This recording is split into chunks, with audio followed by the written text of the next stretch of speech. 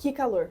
Nossa Senhora! Como eu queria, anos atrás, ter ouvido o que eu vou falar pra você hoje nesse vídeo. Fazer escolhas é muito difícil.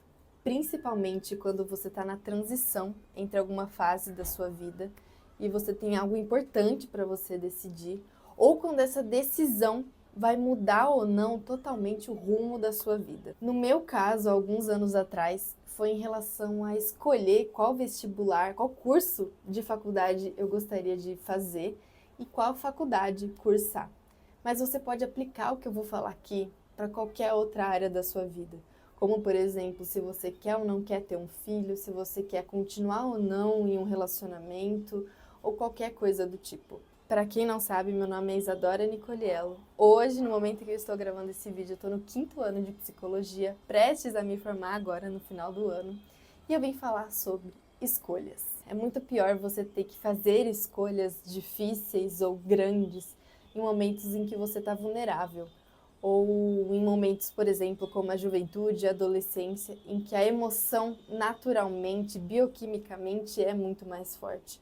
Ou quando você está passando por algum processo de luto ou alguma situação financeira delicada que te impele a decidir alguma coisa. Eu sempre me perguntei se era só eu que tinha dificuldade em fazer essas escolhas difíceis e eu quis gravar esse vídeo e falar para você que não é só você que tem essa dificuldade. Na verdade, você vai entender com esse vídeo por que algumas pessoas têm mais dificuldades do que outras. Na verdade, o que a ciência diz e tem uma hipótese em relação a isso. No meu caso, eu cresci falando que queria estudar medicina. E aí, no ensino médio, eu mudei de escola para focar mais no vestibular e ir atrás desse, então, sonho. Só que no meio do processo, terminando a escola, eu percebi que não era isso que eu queria. Como eu cresci falando sobre isso e era uma coisa que as pessoas esperavam muito de mim, eu meio que entrei em crise, vamos dizer assim. E eu não sabia qual caminho seguir. O que antes era uma certeza, no fim se tornou um universo de possibilidades. E se você for pensar, o que nos deixa inquietos em relação a fazer escolhas, não é nem o fato de ter que escolher, mas é as infinitas possibilidades que estão aí. E quando você escolhe um caminho, você não está escolhendo todos os outros. E é isso que nos causa, talvez, essa inquietação. Então, por N motivos, quando eu descobri que não era o caminho que eu queria trilhar, eu entrei em crise total. Eu me afastei de muitas pessoas, esse assunto me angustiava demais, porque conversar com as pessoas não era o suficiente.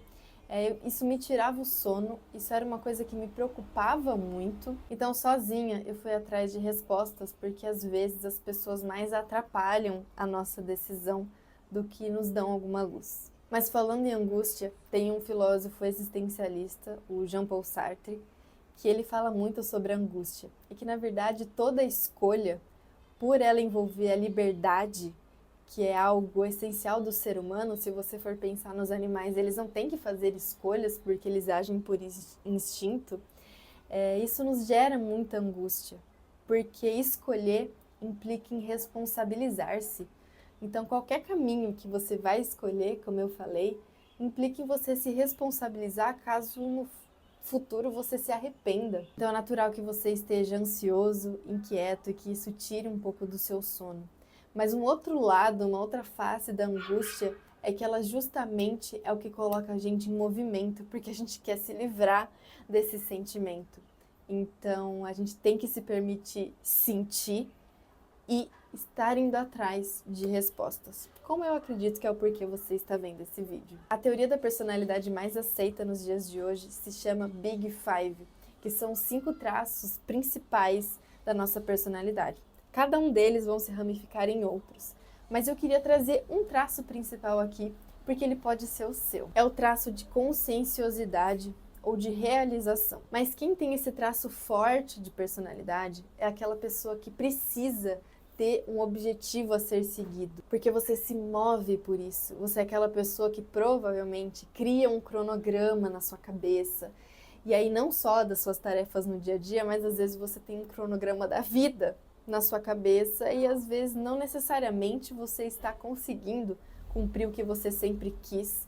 E aí, às vezes, você sente que você está patinando, que você está atrasado, ou que, na verdade, tudo isso não existe, isso gera mais angústia. É um traço de personalidade muito ligado à diligência e ordem. Então você é uma pessoa que precisa de organização para você ter clareza, para você ter tranquilidade, tanto fisicamente quanto de pensamento mesmo.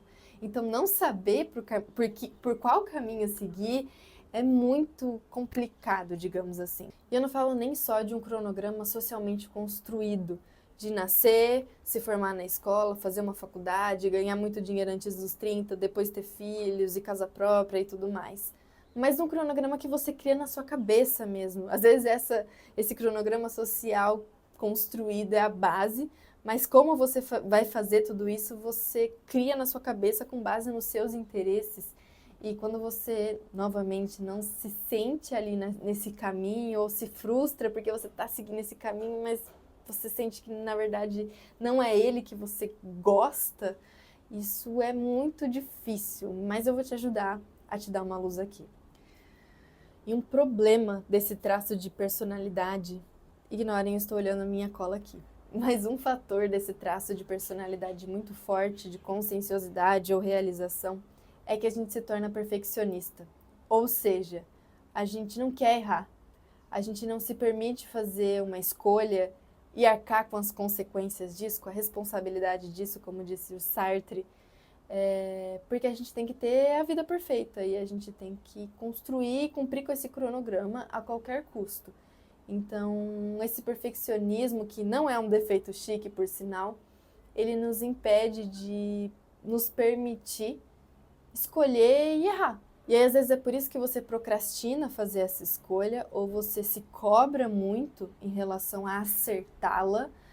E quando você toma consciência disso, você percebe que não precisa ser assim. Então, na verdade, existe sim margem para erro, não importa a sua idade. Já que a gente está aqui, como diz o professor Clóvis de Barros Filho, que eu adoro, ele fala assim num vídeo, eu não sei se você percebeu, mas você vai assistir a você mesmo durante toda a sua vida. E por que não se reinventar e se apaixonar por você mesmo, né?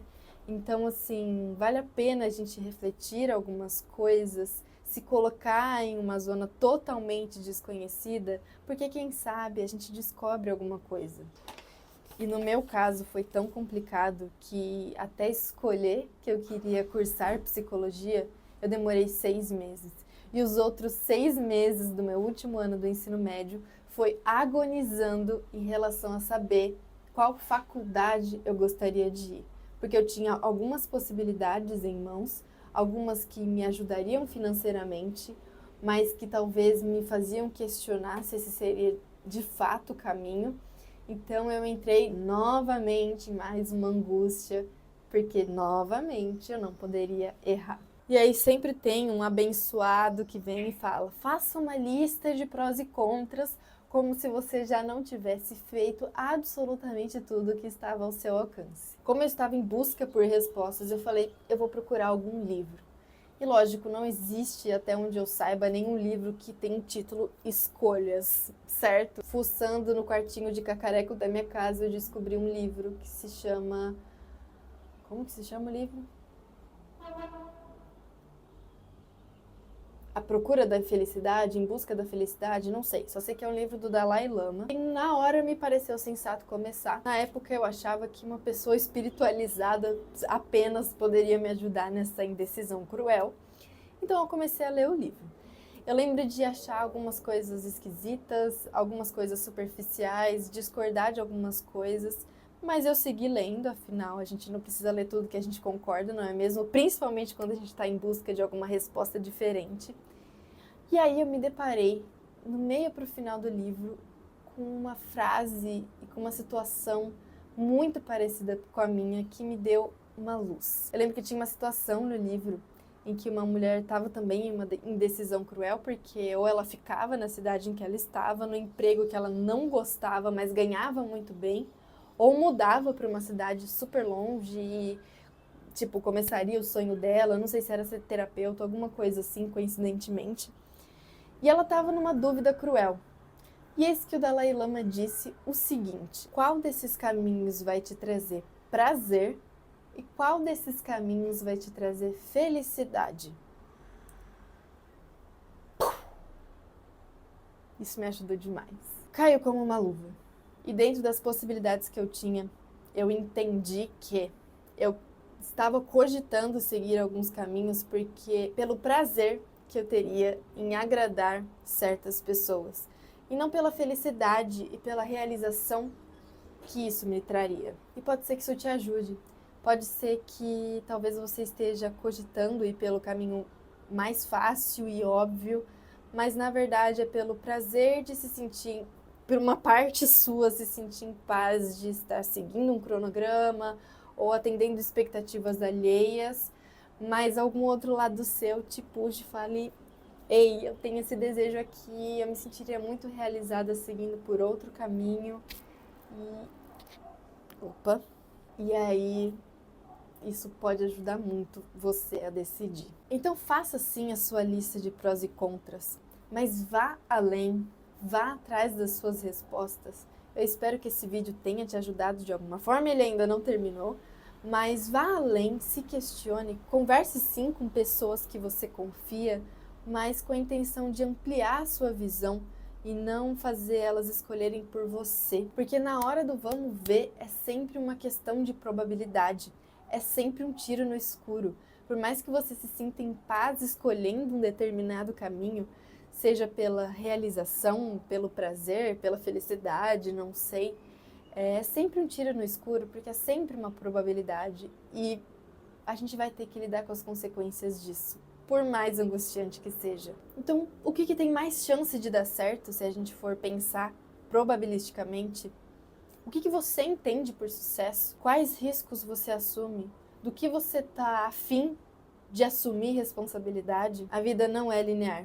Esse cronograma que você criou na sua cabeça, ele não é inútil, mas ele é só um parâmetro.